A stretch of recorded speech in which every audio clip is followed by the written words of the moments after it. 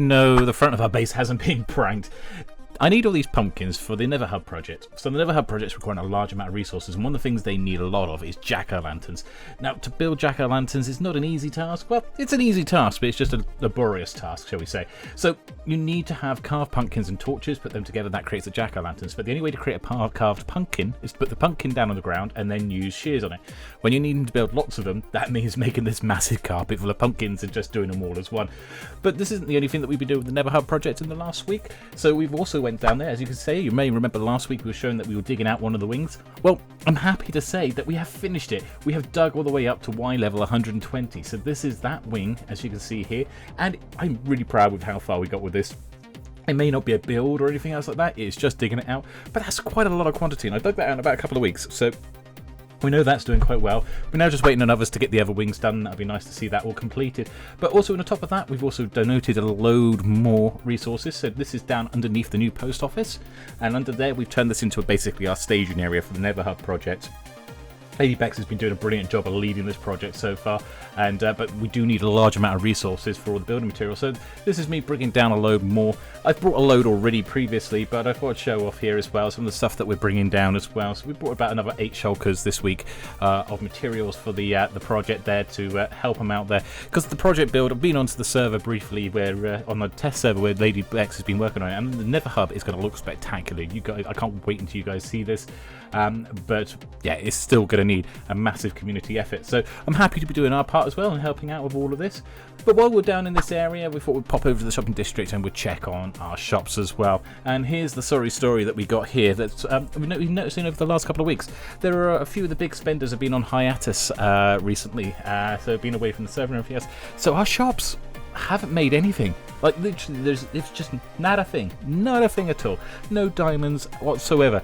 And that causes a problem, because it means now that if I spend any diamonds, that's me spending more diamonds than I'm making. And I have been over the last couple of weeks, because I've been seeing our diamond supply drying up quite dramatically. Even here in our concrete shop, which was normally our biggest seller, no diamonds at all. And yeah, so it's causing us a bit of a problem here, so that we're spending more diamonds. So I'm going to have to stop spending diamonds, start making a way of making sure that anything that I have coming in, that I make anything myself rather than buying it, which is quite possible now because we've got quite a lot of farms, so that's quite a good side of things there as well.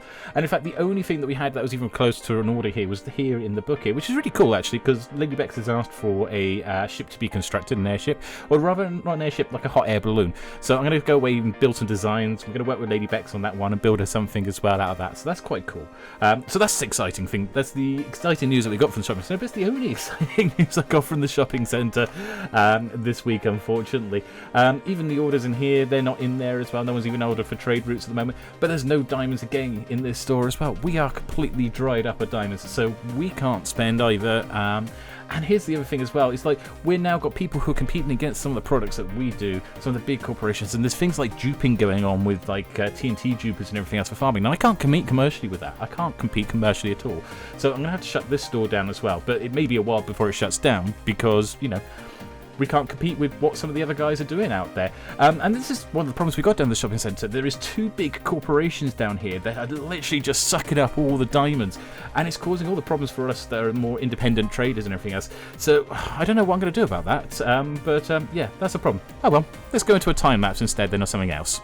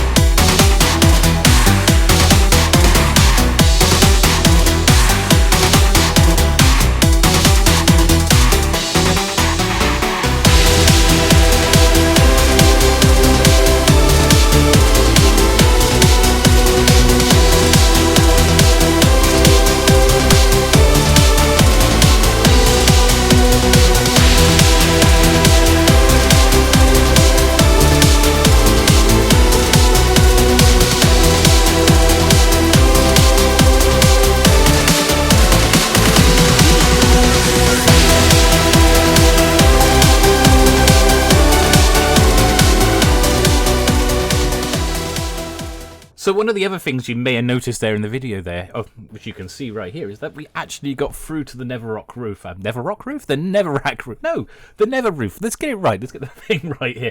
So we got through to the Nether roof and we built ourselves a tower up here called Netherwatch. This is directly above our portal and where we're going to build our Nether base and everything else coming down. So it sits right above our portal and our various portals that we got going to various areas. So yeah, this is going to be built up. I'm planning on maybe putting a couple of airships floating around in the Nether as well. So like built up with like Nether protection. But we've got to be careful because we're not far away from other people's bases there because it is the Nether. Everything is quite condensed there. So we've got to be careful about how much space we take up and everything else as well in there. And this is the other thing you probably saw us working on there. This is the DrakenSpire. So you've probably seen the top of the tower floating around in the back of my videos for the last couple of weeks because I started it but then never really got around to finishing it. So we built up the rest of the tower here. We also completed part of the structure on the left there as well. So this is now looking a lot more complete, at least on the outside. The inside still needs a lot of work at the moment, but the outside of it at the moment is building up. And that tower goes all the way to build height. So you cannot get any taller than this tower at all. And I just love the sort of the visage it gives here. There's still a little bit to go. There's on the far side we've got the front keep, the sort of the southern entrance into it. We've got the northern entrance because that was our starter base that is now being adapted into part of the main base, but we also need to do the southern entrance as well, which is going to be like a massive keep and massive archway coming into the area there. But as we look into this and you sort of look around, I love that look as well with the water down there underneath the side there. There's still a few things to do, a few tweaks and everything else I need to do. But we also did some work on the floor on the inside here as well. So you can see we've got this big round floor on the inside. So I leveled off the area, put down a load of wood and everything else in order to give ourselves a bit there. Because one of the things we're going to have to do is start working our way up. Because I don't want to like accidentally create massive mob farms inside of here by putting roofs on without the floors below being properly spawn-proofed and set up. I'm going to have to now start working from the inside up and basically work from the ground up and everything and try and get it built that way.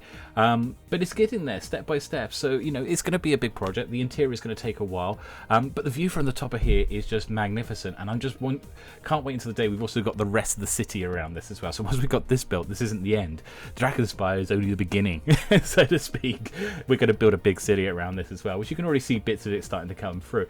One of the things we also built this week as well, I wasn't planning on building any farms or anything else like that, but I ended up needing basalt and cobblestone, and luckily both of those can be built into like these special generator style things here. So what I've done is I built these, quickly designed these up. There were nothing too major, it's not too dissimilar to some designs that other people have put out there, but the idea is that it just pops down these big sheet slabs of cobblestone and basalt that you can go in and just quickly mine up then with your pickaxe and grab everything that you need at a time. And it's, you know, it's pretty quick. I mean, cobblestone takes a little longer to mine up than the basalt does, but the speed of it's pretty easy. And the way we generate the basalt is basically it's lava flowing between blue ice and soul soil, and then we have pistons pushing those out. And then it's a very similar principle over here for the cobblestone, except for it's just where lava and water meet, and where they meet that generates the cobblestone. Then we just have these pistons. These pistons aren't put on any sort of particular generation, they're just on a hopper clock.